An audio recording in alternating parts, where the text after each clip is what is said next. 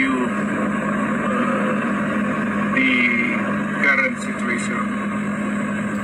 I am about to land sa Hague. Galing ako Dubai.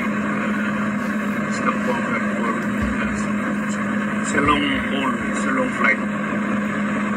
Okay ako. Doon na Turin. And I think this has something to do with the law and order noon. At sinasabi ko naman sa mga polis, military na trabaho kayo at ako ang managot. So ito na nga,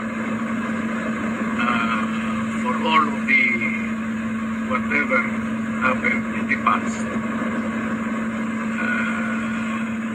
ako na yung front sa ating law enforcement at military. Sinabi ko na I will protect you and I will ako ang managot sa lahat. This will be a long legal proceedings. But I say to you, I will continue to serve my country and so be it.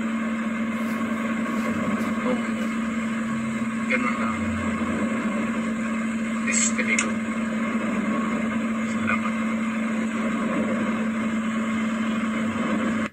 Kababayan, mating na si Pangulong Rodrigo Duterte sa Netherlands daig. Nakakaawa. Pero yun talagang totoong Pangulo. May panindigan. Ano ang sinasabi niya, ginagawa po niya. Hindi yung puro salita lang. Kung sinabi niya doon na protektahan niya mga pulis o sundalo, ayan na nga po. Wala po siyang dinamay dito ng mga pulis o sinabi na ganito si ganyan ang gumawa na ganito, wala. Kung ano ang sinabi niya, protektahan niya ang mga pulis o sundalo, ayan na nga po, ginagawa na po niya.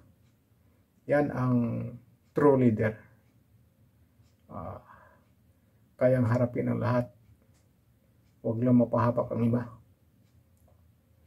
Yan po ang totoong tunay na naglingkod sa bayan bilang Pangulo. Ay pagdasal po natin si Pangulong Rodrigo Duterte na maging maayos po. Salute sa iyo, Mr. President. Grabe po. Swing lang po. Kaawa lang.